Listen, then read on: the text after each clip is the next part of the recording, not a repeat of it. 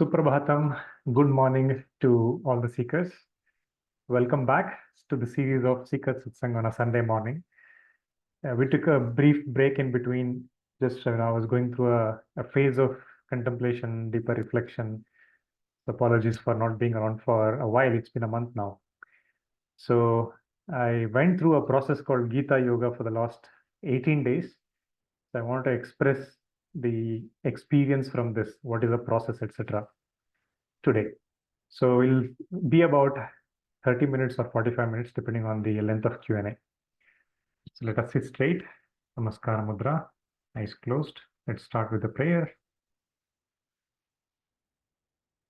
Om Sahana Vavatu, Sahanau Bhunaktu, Sahaviryam Karavavahai, Tejasvinavadhitamastu ma vidvishavahai. Om Shanti Shanti Shanti Harihi Om Tat Sat Shri Krishnarpanamastu Shri Gurubhyo Namaha. So we'll start. I request some of you to come on video so that I have someone to speak with. Sriveni, Anagha, Arti, any one of you can, or some of you can come on video. Okay, so while we do that, our intention in the Seekers Hub is to realize holistic freedom, holistic happiness. I keep sharing what I am pursuing in my life, which I categorize into three parts. One is my core, which includes healthy body, calm mind, happy family, and a prosperous Bharata, constituting my core that I'm pursuing. And a set of things as external freedom, that is freedom of time, freedom of money, freedom of people connections, and freedom to pursue the purposes that I believe in. And a set of things that I call as inner freedom elements, that is freedom from sense attachments, so that I don't end up becoming a slave of the senses, freedom from the wrong identification with this body and mind, so that I realize truly who I am. And three, the freedom from the process of seeking itself. The last and the fourth one is the ultimate aim of moksha, that is to gain freedom from the transmigration of the soul from one birth to another. So together I call these things, these four, as holistic freedom or holistic happiness, holistic success in all dimensions, both in the material plane, because we operate in this material plane, as well as in the non-material plane. Coming to today's context, first I will share the context of Gita Yoga. So some of us are doing PhD from Ahmedabad, Lakulish Yoga University, and our good friend Phanindra ji happened to introduce us to one of his guru's acquaintances and friends in Baroda. So his name is Narayan Guruji. So he's from Andhra Pradesh, but he lives in the city of Baroda in Gujarat. So we happened to go to a place called Kayavarohan, which is about some 40-50 kilometers from Baroda. So we visited that place because that is the place where Lord Lakulish temple is there. There is a huge Shiva Linga which cuts across 2 to 3 floors. It's a natural Shiva Linga. And we were returning from there towards Ahmedabad. And we visited Baroda and we visited Narayan Guruji's home. And very briefly about Narayan Guruji, a highly spiritual person. He is well into his 80s in his age, lives with his wife in Baroda. And at the age of 40, he wanted to relinquish this life. And he was standing in the river to continue that act of relinquishing life. And before he could do that, he sensed that there is something beneath his feet. And when he checked, it turned out to be a Shivlinga. And he showed us he still has that in his temple puja room in his home. And that's when he started a very different path of life. Well, I'll probably do a slightly deeper introduction about him another time. I didn't gather much about introduction material about him. So he has been operating in the corporate world for a long time now, and he has been advisor to many business houses, industries in Gujarat and beyond. And during our interaction with him, we understood that he has authored more than 600 books in English and around 400 books in Telugu, in all about 1,000 books. And guess what? He started publishing books only in his early 40s. So imagine the kind of efforts he has spent in codifying the knowledge that he carries to propagate it to next generation. So much so that his students, his followers, have compiled the summary of his books into two big volumes called Guru Bodha Volume 1, Volume 2. So each of the volumes carry 250 chapters, and each chapter is a summary of is one of his books. And each chapter is about 1 to 2 pages or so. So in volume 1 of Guru Bodha, there are 250 chapters summarizing 250 books of his, and volume 2 has another 250 chapters summarizing another 250 books. So together about 500 books summarized in two volumes, two bulky volumes. And when we met him, all we could experience was what we call pure love. We could witness it. About 7, 8 of us went there to meet him. And he suggested us to take up what is called as Gita Yoga. And he called Padmaji. Padmaji lives in Mumbai. She is one of his disciples. And he called Padmaji and said, Padmaji, aaj to bumper lottery lag gaya. We have many people who are willing to, sadhakas who are willing to go through the Gita Yoga process. And Padmaji spoke to each of us individually on the phone. And we had a nice introduction with her. She also happens to be one of my PhD mentors. And so she expressed her experience of going through Gita Yoga.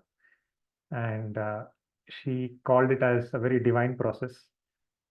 She expressed, for example, any sankalpa you take, and with that sankalpa, if you do Gita Yoga, the universe manifests that sankalpa, is what she expressed.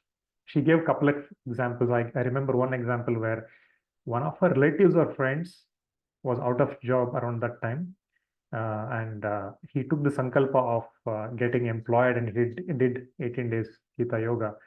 And right after that, he had an offer letter in his hand. So this is one such example. So we could take any sankalpa. I have not created any slides for today, so it will be more of an oral narration. Okay. Can I request some of you to come on video, please? Prashant, Adri, Nandini, Nivan, Triveni, Sriveni, Arati, Anaga, any one of you, at least so that I have one person to speak with. Thank you, Badri. Good morning. So, yeah, thank you, Sriveni. So the context goes like this. So actually, Narayan Guruji, he suggested us to buy a specific commentary of Bhagavad Gita. There are so many Bhagavad Gita commentaries, right?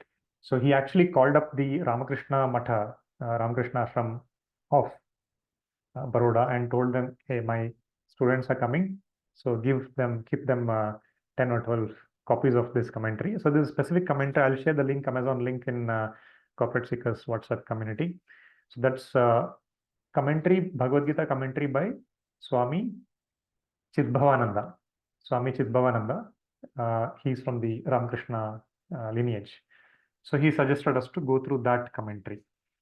So before I step into the process itself, let me share that my first exposure to Bhagavad Gita was, I did buy one of the commentaries, Bhagavad Gita as it is, long ago, but I never happened to read it fully. I just glanced through some of the shlokas in the initial phase. During the MSc Yoga, Bhagavad Gita is one of the subjects in second semester. So I happened to read a little bit, but I didn't really complete it fully.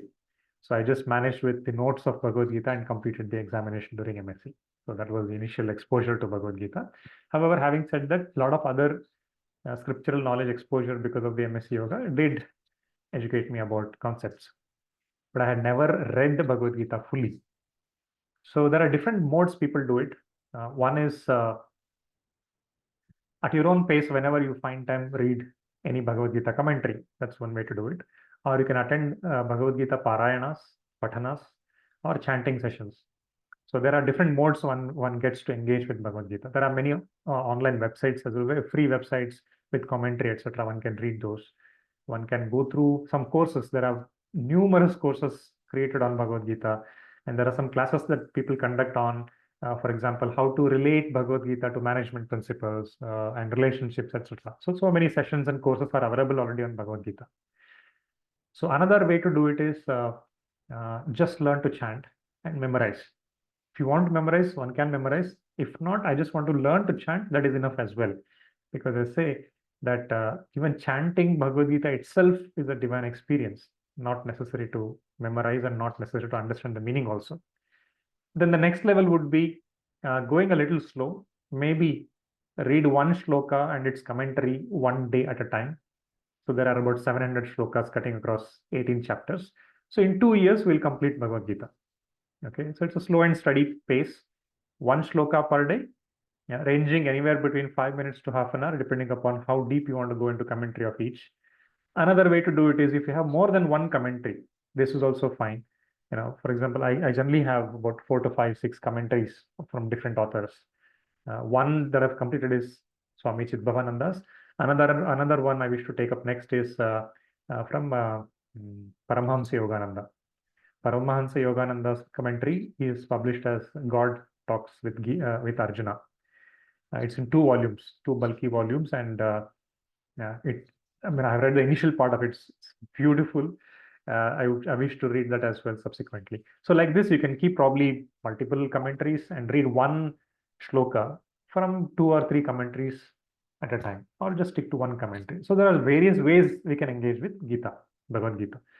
And one of our faculty, Manjunath sir, when we were doing MSc Yoga, inspired us to take up Bhagavad Gita as not just as a subject, but as a field of psychology in itself. As they say, an average teacher teaches and a great teacher inspires. So in a similar way, Manjunath sir inspired us to look at Bhagavad Gita in a very different light. He said, this is a book on psychology. There is nothing in the world that is not explained in Bhagavad Gita about way of life. So I'm short of words to explain how he inspired us. He took about 4 or 6 hours of session because we were in a distance education mode. We used to go once in a semester for a few days. So every subject used to get few hours. And then Manjunath sir beautifully positioned the role of Bhagavad Gita in our life. So that's my initial brush with learning about Bhagavad Gita from a person. And he had learnt Bhagavad Gita from his guru, Bannanje Govindacharya. Bannanje Govindacharya, he is no more in the physical form. He left his mortal body maybe a year or 2 years ago. He's from Udupi, and he had written commentaries on Bhagavad Gita in Kannada, 1 book per chapter. I think about 6 or 7 books, or maybe 5. I ordered in bulk all the 5 books. Each chapter, each shloka, he has written the commentaries from Shankaracharya, Madhvacharya, and Ramanujacharya. Bannanje Govindacharya's Bhagavad Gita commentary in Kannada. And he could write about 5 or 6 or 7 chapters commentaries like that. So like this, there are various ways in which we can engage with Gita. Today we'll focus on the process of 18 days Gita Yoga as suggested to us by Narayan Guruji and Padmaji. Okay. So the process goes like this. So anyway, he asked us to, and we actually drove to the Ramakrishna ashram and got those individual copies of Gita. We came home. We came back to Narayan Guruji's home, and he made us. He actually signed. I'm at my parents' place today. It's in Bangalore at my home. He hand signed and wrote a personalized message for each of us in the initial blank page of that commentary. And he asked us to open randomly any page of Bhagavad Gita. So each of us opened one page. So randomly we just opened the page, and he folded that page and he read the shloka or commentary in that page and contextualized it to our life. So it was wonderful. I don't exactly remember which page I opened, but it is folded and it's there at home. Probably subsequently I can share. So like that he did with each of us. who were, we were about 7, 8 of us. So for each of us, he did that. Then he said, okay, you guys go back home. Whenever you go back, pick a date and let us start Gita Yoga that day. So we all went back to our homes subsequently and we picked a date. And he had a call with us, a video call with us, and he explained the process. The process goes like this. Step 1, you have to complete this process in 18 days. Okay, there is a reason why this Gita Yoga is crafted as an 18 days journey. That's rule number 1. Rule number 2, so wake up, take bath, and sit for reading 1 chapter a day. 18 days means 1 chapter per day you have to read. Okay, and the second sequence to be read is you take 1 chapter a day and read the prayer, Om Parthaya Pratibodhitam. The prayer is there, so you read that, and then read the chapter's invocation prayer. Atha Srimad Bhagavad Gita Su Upanishatsu Brahma Vidyayam. So there is a when you start with Atha. When you end with Iti. So it is there in the commentary. And then you read 1 shloka at a time, shloka in Sanskrita, and each word's meaning is also mentioned below the shloka. So you read that. So both Sanskrita and English shlokas are mentioned there. And for each word, Sanskrita word, there is an English meaning available. You have to read every word and its meaning. And summary of that shloka in 2 or 3 sentences in big, bold, black letters that we should read. And then there is a detailed commentary per shloka. So that should be read. And so like that, you go on reading all the shlokas of that chapter and you conclude that chapter. That's it. This is how you should be reading that. But before you start it, we have to take a sankalpa. So the sankalpa I took last time. So this I did in February 2023 for the first time. So I took the sankalpa of dharma. So I want to walk the path of dharma, was the sankalpa taken. So it can be anything. It can be slightly on the material plane as well, that whatever, I want to purify my body, I want a promotion, whatever, it could be anything. So I took the sankalpa of dharma, and you invoke the sankalpa before you start every chapter. Okay, so this is how to go through every chapter. Then slightly logistical things in terms of food, etc. 1, ideally you wake up and take bath, lit a lamp, and then start reading the chapter. Sit in one place and start reading the chapter. And you can take only 1 meal a day, only 1 grain meal a day. So that too after you complete the chapter. Okay, so let's say I generally used to wake up at 4 and take bath and start reading, and it would take several hours. Okay, it would take several hours. So depending on the pace, your pace of reading, it depends. One might take just 2-3 hours, and one might take even 7-8 hours, depending on the pace at which you read each chapter. Because initially what I started with was I should take a pen and mark. If you see my Swami Chidbhavananda's Gita commentary, it's full of blue underlines and stars and heart-shaped expressions like aha, wow, question mark and quotes and whatnot. It's fully underlined and stuff. Initially, I even started taking notes so that I don't lose out on the essence that I'm taking from each chapter. But then Narayan Guruji said, you don't necessarily have to take notes. Just immerse yourself into the studies. And whenever there is a section which deeply appeals to me, I would pause and reflect and contextualize it to my life situation. And so it was a very immersive experience. It's not a mechanical reading. Yeah, you could probably do that, but how much you grasp will be much lesser if you mechanically read the whole chapter for the sake of reading and finishing it in quick time. So if you can give more time and read deeper, pause, see what it means. Have you gone through life situations which can be interpreted from the lens of this knowledge, or how we could have done differently? What value system we carried at that time, what wrongs we did at that time. So like this, various life situations can be applied and contextualized to the knowledge that is there in each chapter. Some chapters may not appeal fully, some sections, some shlokas may not appeal fully. That's fine. Just go with the flow. And then when you complete, you can have your main meal. And another rule is other times, apart from main meal, typically I would take several hours in the morning to complete each chapter. Some chapters are very lengthy. For example, second chapter has 70 plus, and last chapter, 18th chapter, has 78 shlokas. So 78 shlokas, the 18th chapter took me almost whole day. So it depends. Each chapter depends how many hours it will take. And you can have water, fruits, and juice other times, other than this main meal. However, I followed the process where I would only drink water till I complete the chapter and then have the main meal. And the meal should be cooked without onion garlic, okay, for the reason that onion and garlic stimulates your senses. So for these 18 days. And then Narayan Guruji also told, if possible, give up onion garlic for the rest of your life, he suggested, but it's not very practically feasible in today's world.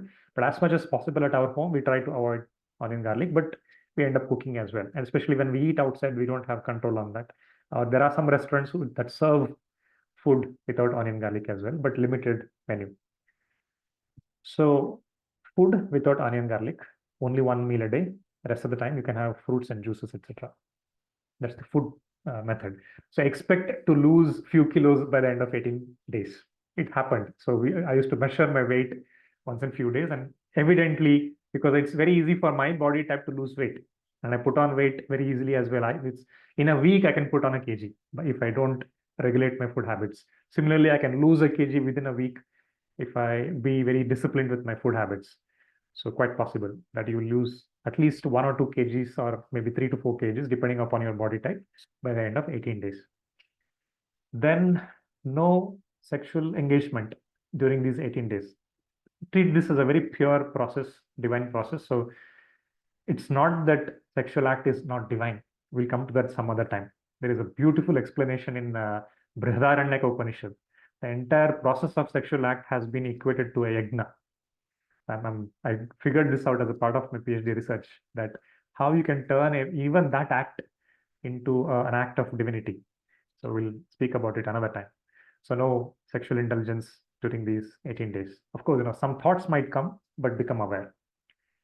So we covered that it's an 18-day process, how to read each chapter.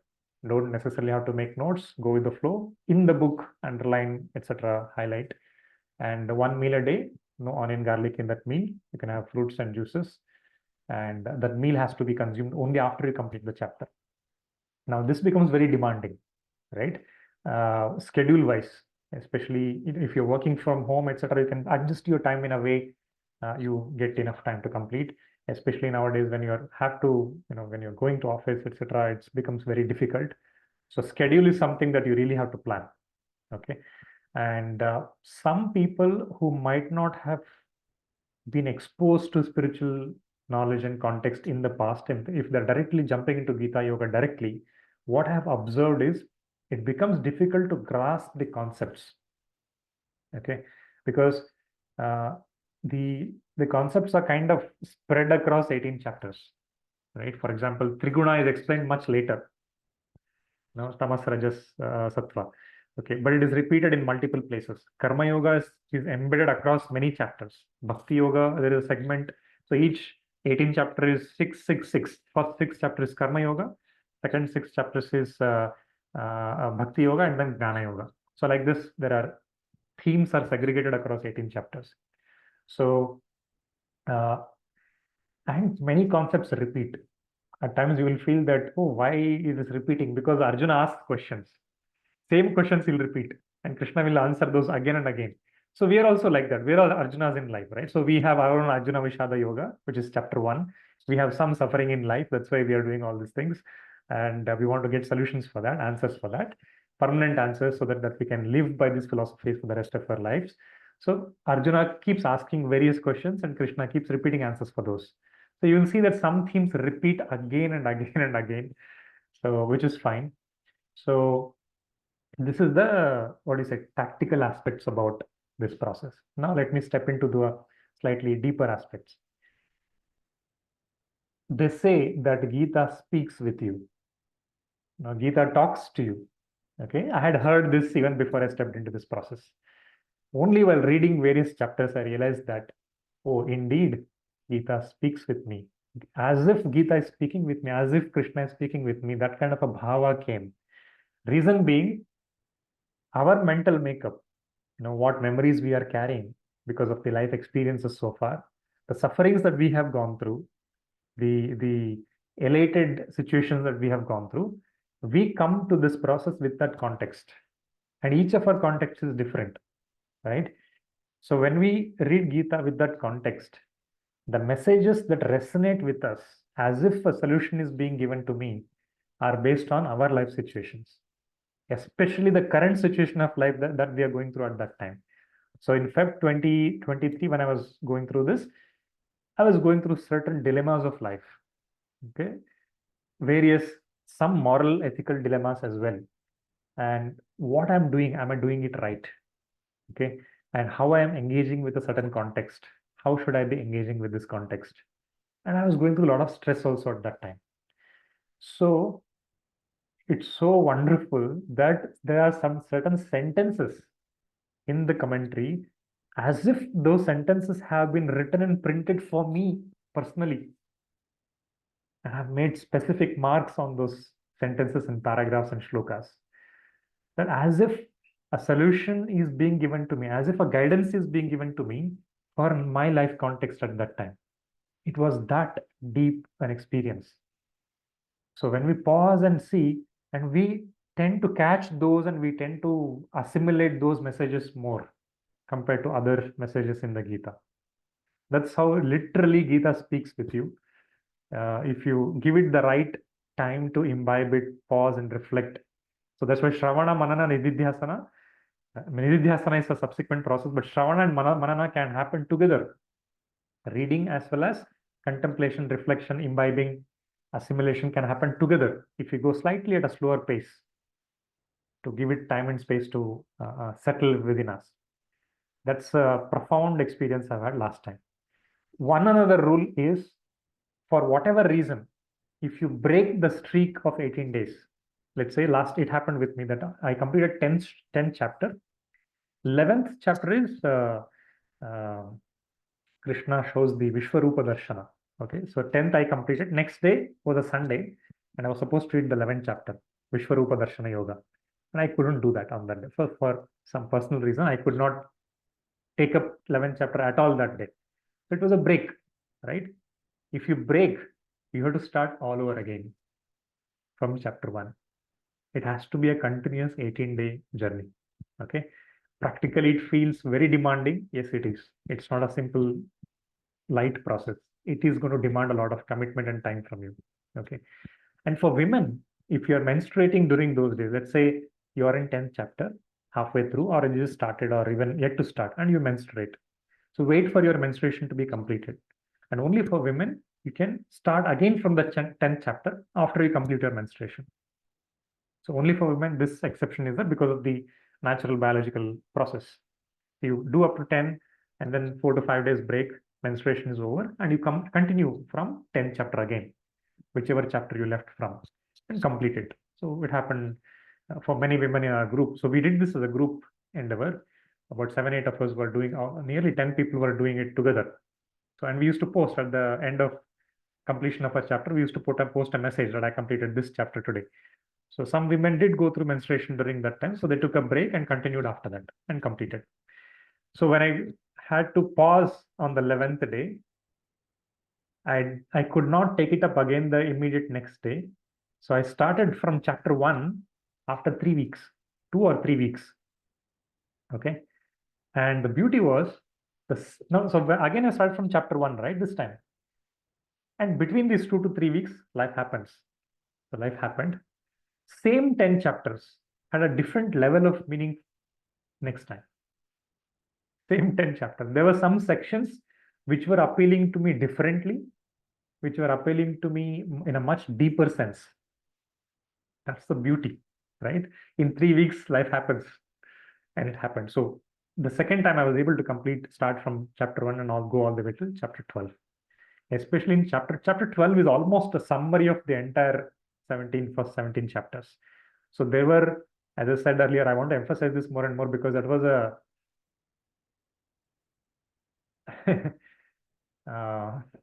when these micro realizations happen, right? You feel, you smile year to year, right?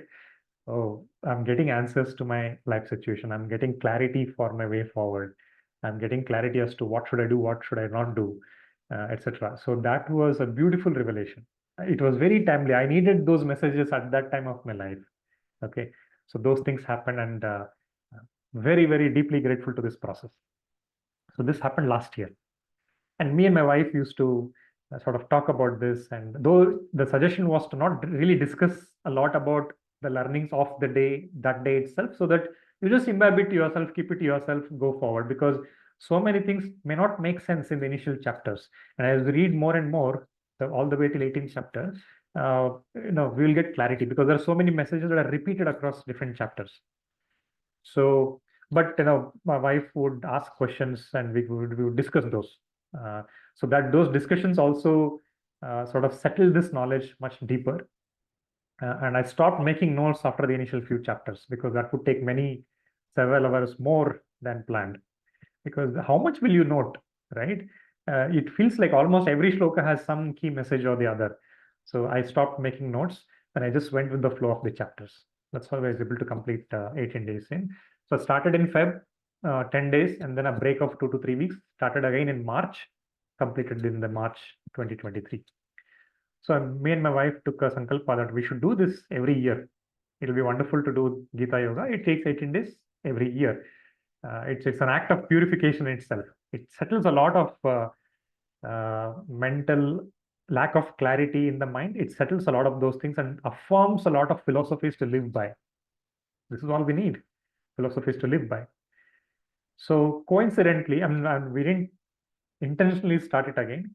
One of my friends from the coaching community, she said she is an atheist, and all her life she was not really, having inclination towards going to temples and doing pranams to the divine, none of these things. But somehow, while reading a book, she felt like reading Bhagavad Gita. So she asked, how do I do it? I said, let's take a gradual process of learning the fundamentals of the spiritual knowledge so that we take it in a staggered manner. But she said, no, I felt like reading Gita, let's do it. How to do it? So I suggested her this process, that, this is the process you go through.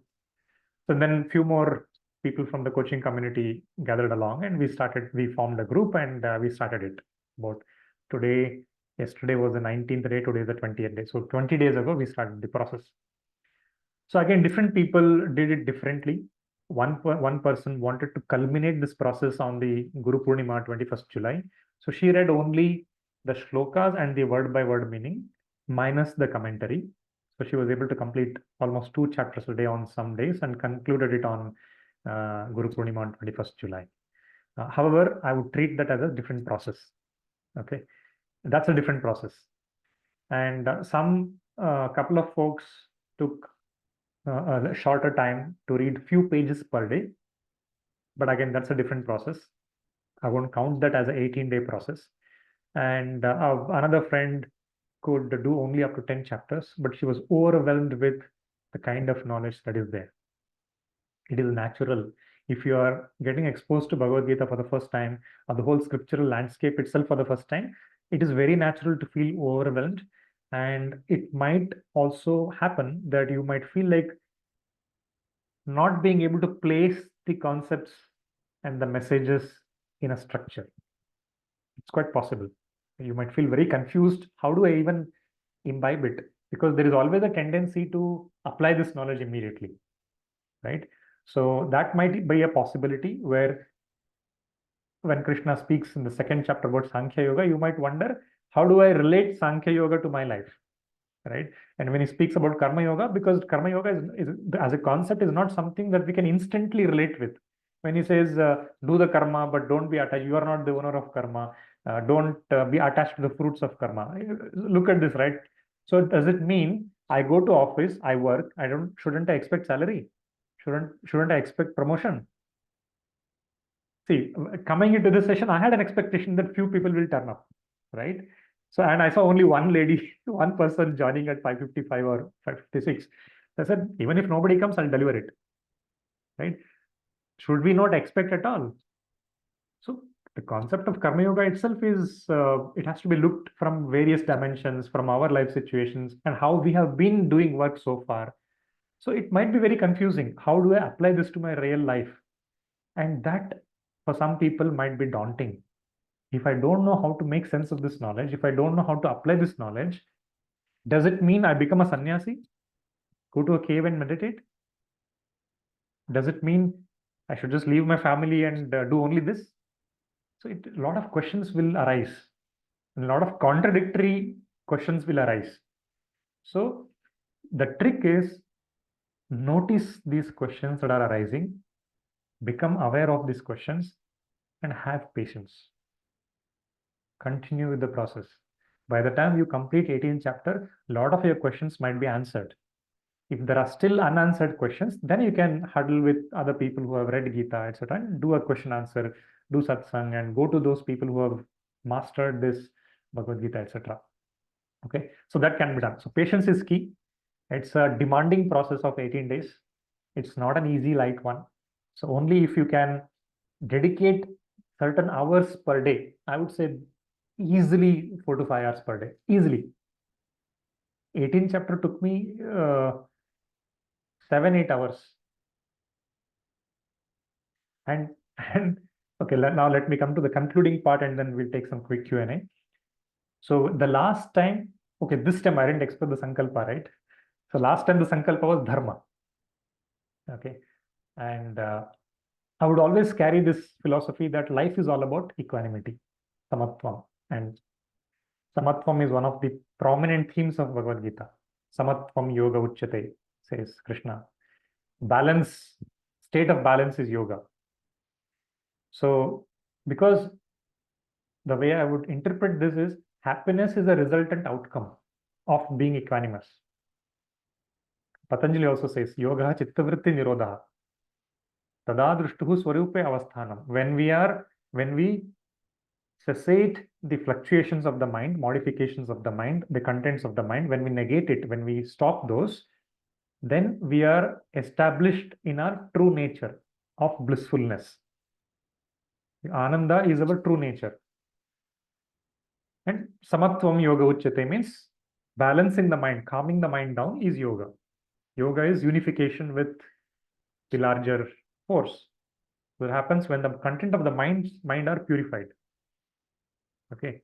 So that is the philosophy I always carried. Happiness is not the goal. That's a resultant natural outcome. Being in a state of equanimity was the philosophy I carried. So because then it's very difficult, if you read Bhagavad Gita, you read Hatha Yoga Pradipika, you read Patanjali Yoga Sutra, whatnot. I mean, there are Upanishads, there are Brahma Sutra, whatnot. So many scriptures. It is important that we simplify it for ourselves into 2 to 3 philosophies to live by. Best would be if we can encapsulate the whole scriptural knowledge into one word, one sentence. Best would be one word. So the one word for me all this while was samatvam, equanimity, balance of mind. So this time, walking into this 18 days, so I was praying for sthita pragnata. So Krishna explains the nature. One who is in a state of sthita prajna, he explains a person who is in a state of balance, sthita prajna. Your awareness is stable. Sthita, you're rooted in prajna. Jna is knowledge. You are with awareness. So you are rooted in the awareness of the knowledge. And you are aware of the true knowledge, and you're rooted in that state, sthita pragnata. So he explains the various qualities. So walking into this 18-day process, that was the sankalpa of attaining and being in a state of sthita pragnata. So while going through, and as life would have it, I was going through again certain situations this time, and Gita appealed based on those life situations of mine this time. So if you recollect from Corporate Seekers, I had messaged that I'm taking off for a while, just going through a deeper contemplation process. For it, it's been a month now, right, since we connected last time. So there were many competing priorities that I was processing internally. I was confused. For example, there is one part of me which would say, my PhD research process of studying various scriptures and assimilating that into a framework for marital relationship consciousness was calling me very deeply. And I didn't want to, there was nothing else which was going on in the mind. Okay. wish I could dedicate my full time for this research was one calling. And because I should do this with utmost sincerity, dedication, and the depth that this research demands. I didn't want to do it superficially for the sake of getting a doctorate, PhD. So that was one, that I have to do justice to the process that it demands. Another was, how do I do it? I have a job to do, I have a family to take care, but this is a deeper calling. So what do I do? So that was a dilemma. Okay. Then I thought, let me take a couple of years off from work. So then the question was, how will you feed your family? Okay. And it's not that I'll manage with 10, 20,000, 50,000 per month. It requires much larger money. So then I thought, what if I somehow manage finances for the next 2 years so that I can completely dedicate for this scriptural research? How? Okay.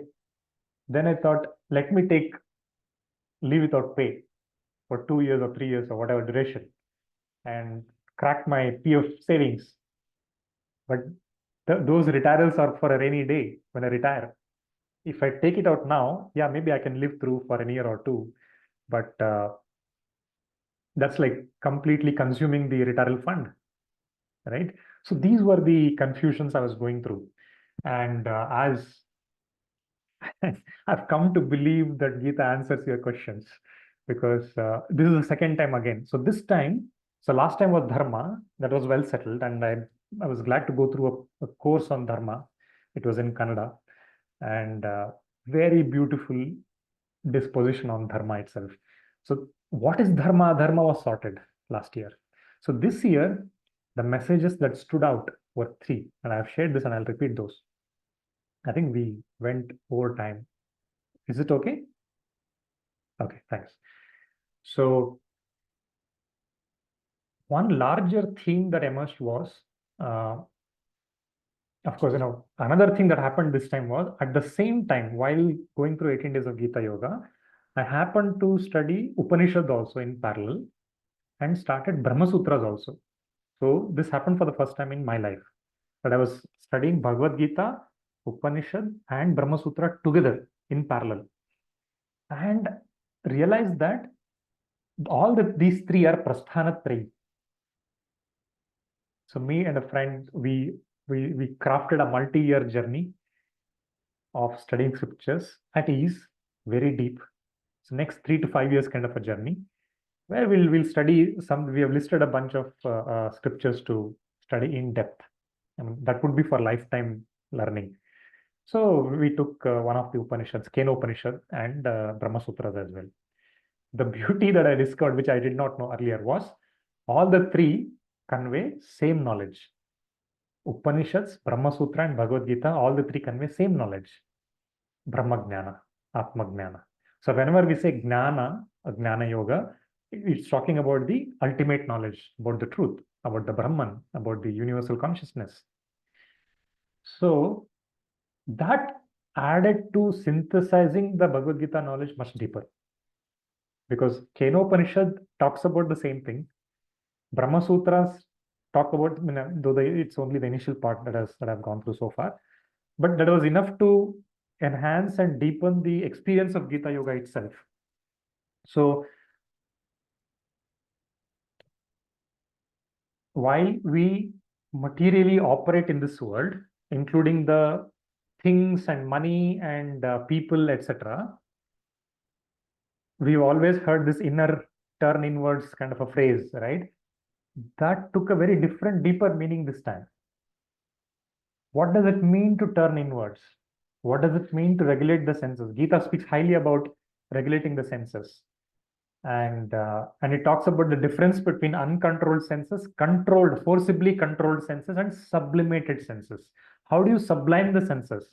How do you transform an act of sense operation into a divine act? How do you dissolve the ego? So all this had a much deeper impact this time around. Okay, so that bhava of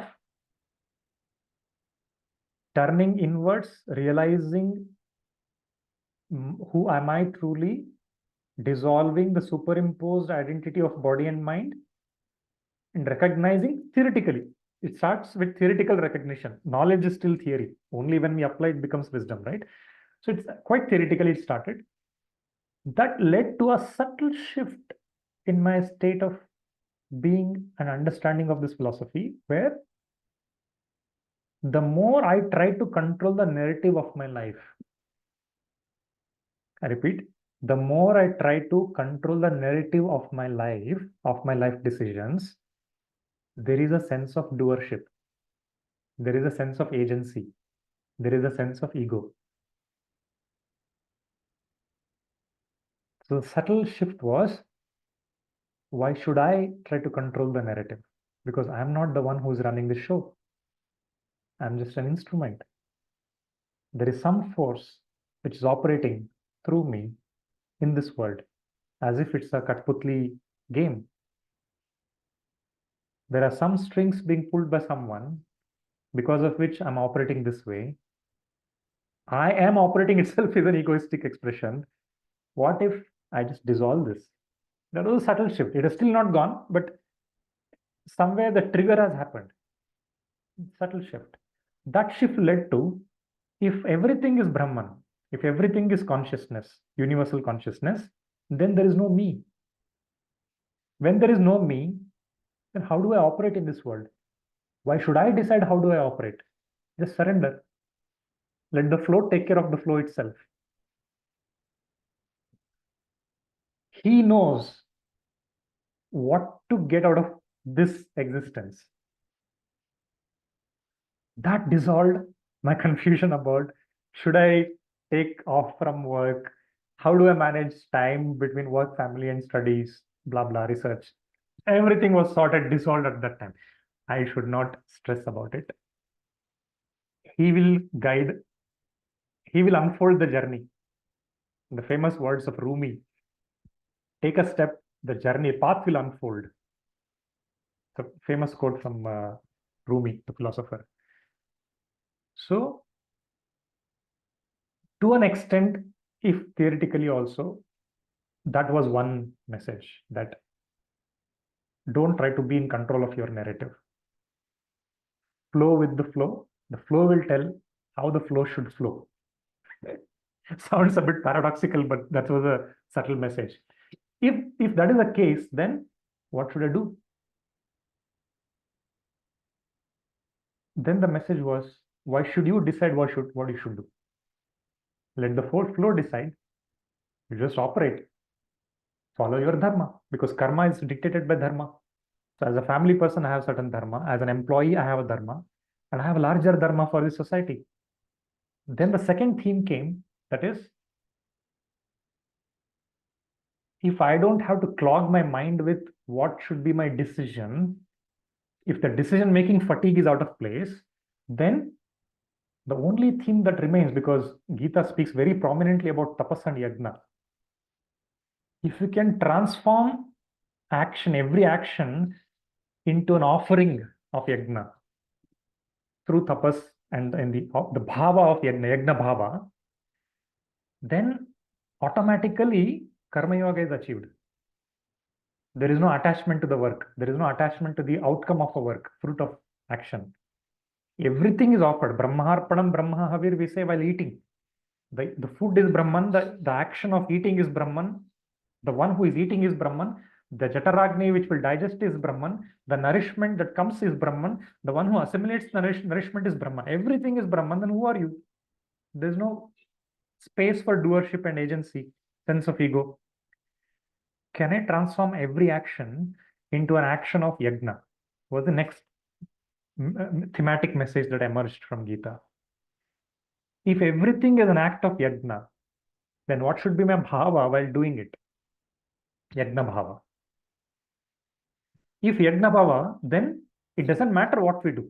Every action should be done with the bhava of yajna. If I'm working at office, if I can produce, it starts mechanically. I mean, that's how I figured out that it starts theoretically, mechanically, but the bhava develops. If I can perform my act at workplace with the bhava of yajna, then there is no sense of doership. When I engage with my family, I engage with the bhava of yagna as an offering. There's no sense of I'm the husband, I'm the father, I'm the son.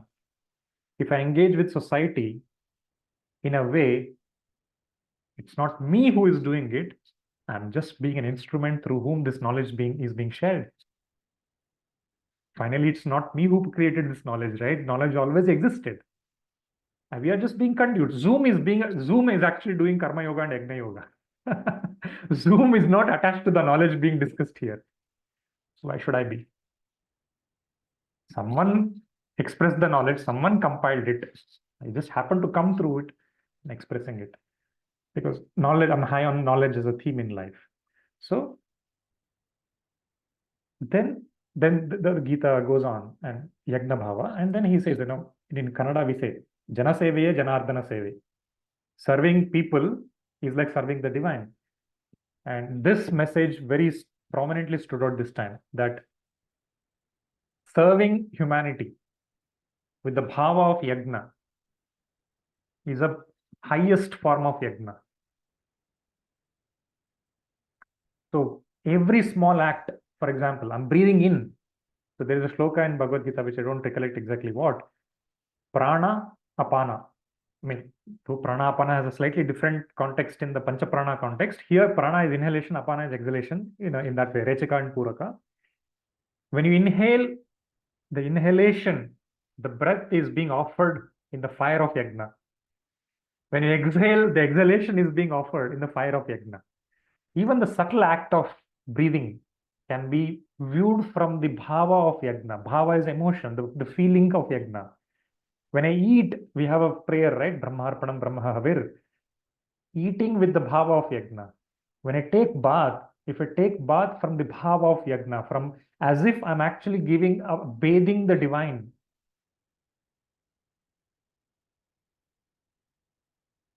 So every act, if I can transform it from the yagna bhava, I'm saying this very mechanically right now, okay? But only to an extent it has settled within, and the feeling is expressed uh, in life right now for me. I'm just saying this much more theoretically. That is the second message, that yagna bhava. And Loka Kalyana emerged very prominently as a theme this time. Last time it did not occur that way because my state of mind was different last year. So Loka Kalyana is serving humanity, because humanity is nothing but divinity. If Brahman is all omnipresent universal consciousness, then it's almost like a part of divinity is serving other part of divinity, right? See, Sriveni Badrinath are nothing but the same piece of divinity that exists here and there. I mean, there is no difference. That's why the whole journey of the spiritual expression starts with Neti Neti. I'm not this, I'm not that. That is, I'm not this body, I'm not that mind. And it ends with I am that. Tattvamasi. Aham Brahmasmi. So it is the journey that we need to traverse. Right? So to an extent, this time Gita gave that evidently, that dissolve a sense of doership, dissolve your ego, and what remains is only expression of love. There's only giving. In fact, even in the word giving, there is a sense of doership. I am giving kind of doership. Let us dissolve that also. That was a prominent thing. And to do all these things, the third was constant sadhana.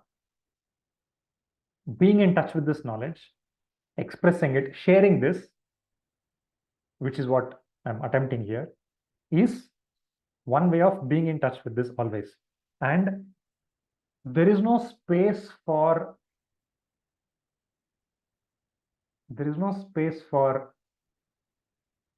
sense enjoyment. It might come as a impractical suggestion from Gita, but I guess for the next year, that's going to be the theme. That again, Krishna talks about three types of sadhana: tamasika, rajasika, and sattvika. So we have to be mindful that our sadhana doesn't end up becoming tamasik or rajasic, and we do it in a staggered, gradual, progressive manner. The only way to apply the two themes that I spoke about is to be in constant sadhana. So these are the three themes. So one is I gave an English expression for that, and coincidentally, just before starting Gita Yoga, I happened to speak with a sales coach. There's a person called Krishna ji, and coincidentally, his name is Krishna G, G for Ganga, or Gangadhara G, and we call him Krishna G, J-I-G. So in his name also is Krishna Ji, and we call him Krishna Ji. He's a retired person and seasoned sales coach. So I was wanting to learn some sales skills from him, and he took a 20-30 minutes call, and he beautifully explained the art of asking questions. And in the end, he asked, "What's your goal? What do you want to do?" I said, you know, I've always heard people talking negative about the corporate world. Uh, People speak about rat race, pulling one each other's leg, uh, dog eats dog, crab mentality. These are the things we hear about people cribbing about corporate world, professional life. So can we sort of make this journey into a spiritual expression, this whole journey? So I want to get into a space where I can appeal to 4 to 5 crores of corporate Indian population, not just India, but around the world. So he said, what do you want in return from them? Okay. And when I was having the conversation, I was wearing a very business hat. Okay. So I said, yeah, it'll be nice if they can follow me on social media, if they can pay me a little bit. Yeah, that'll be good win-win. And he said something profound at the end of it. I felt ashamed to have expressed to his questions that way, very tactically, materially. He said, Manju, just give, give, give, and give. And suddenly I had oh shit, what was I thinking when I answered that question? Very, very tactically, very, very materially. And that stood in my mind. And he repeated, give few times. Okay.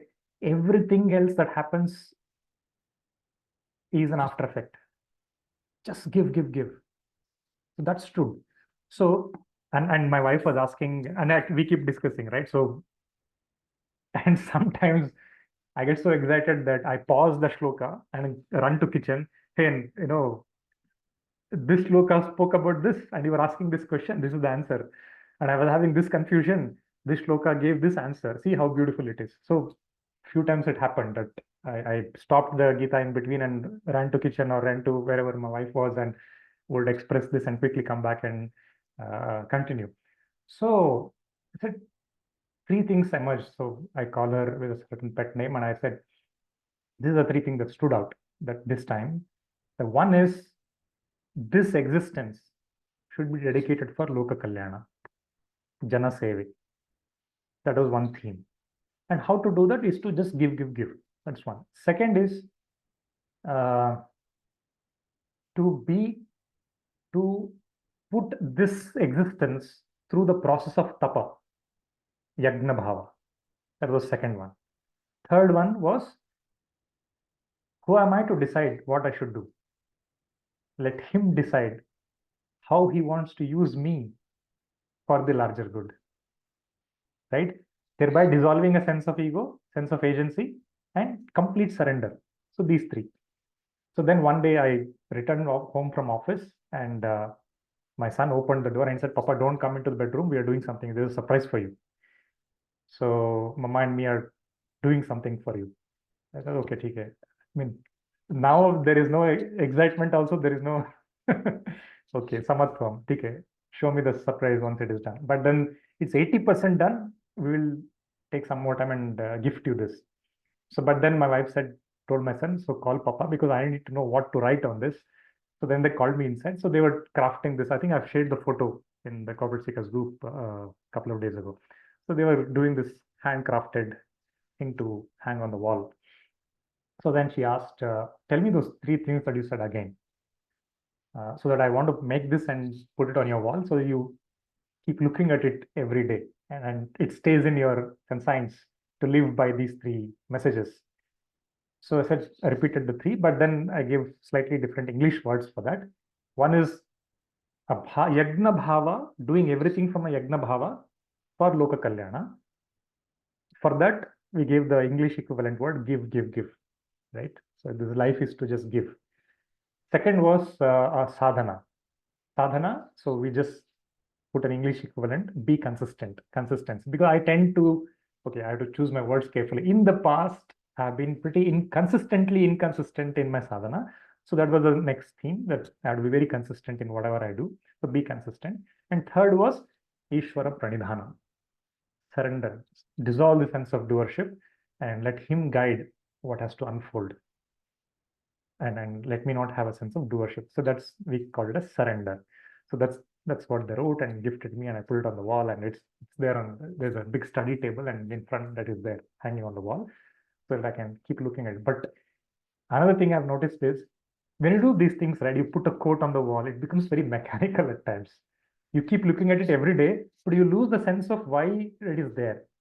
It becomes another table in the room or hanger on the wall, etc. Right? So that's something we wish to consciously not let this piece become just another material thing on the wall. So yeah, I think that's pretty much it. And I really wish to do this Gita Yoga probably with some of you if you're willing to down the line. But once a year, if we can do it, it'll be wonderful, because every year life changes. There are different life situations, and uh, different messages emerge from Gita. Yeah, that's pretty much it. Thank you for patiently listening. Let me unmute you and oops, I think I unmuted everybody. Okay, I mean, if you have any questions, you can either post or unmute yourself and ask. Yeah. Oh, I have to ask all to unmute. You see, Padri, you're able to unmute? Yes, Yeah. amazing session and super inspiration for me also. I have been thinking long time to read Gita. I may not be able to contribute 7, 8 hours, but still, like I'll start slowly, like reading different commentaries. Recently joined a class as well. Like this is also another inspiration. So, like whatever you have explained today, surely like I'll take some time to go through it, and not just as reading a book, as understanding how I can connect with my life. That is what happened when I started Patanjali Yoga Sutras. So slowly I have to like go through it. So thank you so much for like I think I think this is a calling. Like I have joined this class today. Like so thank you so much. Thank you, Padri. Thank you so much. Yeah, I have to leave. I'll Sure, connect go you. ahead. Thank you. So, folks, if there are no questions, we can conclude here. The urge, what I would urge each of you is Bhagavad Gita holds immense knowledge and insights for every situation of our life. So, if we can uh, imbibe it in whatever pace, depth possible, let us attempt that. At least have one Bhagavad Gita commentary book at home. It'll be wonderful. And if you want, I can share the link of the commentary that I went through and share it in the group. Doesn't matter which uh, commentary you go through, but yeah, I mean, in fact, this time I wanted to take another commentary, not the one that I read last time. Swami Chidbhavananda's commentary is what I took last time. So this time I wanted to take Paramahamsa Yogananda's commentary, which is much more bulkier. But and even there's a set of books from Chinmaya Mission, Swami Chinmayananda's commentary on Bhagavad Gita, that is also there. There are multiple things available. So this time I wanted to take a different one, but day one I didn't find the first book of Chinmaya Mission's commentary. I had lent it to a friend, and he had not returned it yet, so I didn't have that. And I opened the Paramahamsa Yogananda's commentary. I felt that it needs more time per chapter, so I won't be able to do it as an 18-day process. So I went back to the same commentary book that I took last time. But next time it will be good to take another commentary so that we have some another author's perspective. Okay. So I wish for each of us that we imbibe the essence of Bhagavad Gita and apply it and emerge purer with the sense of yagna, sense of loka kalyana, sense of sadhana, sense of complete Ishvara pranidhana. With this, thank you so much. We'll conclude it with the Shanti mantra. Om Purnamadah Purnamidam Purnat Purnamudachyate Purnasya Purnamadaya Purnameva Vashishyate Om Shanti Shanti Shantihi Harihi Om Tat Sat Shri Krishnarpanamastu Shri Gurubhyo Namaha. Thank you so much. See you again next Sunday. Thank you.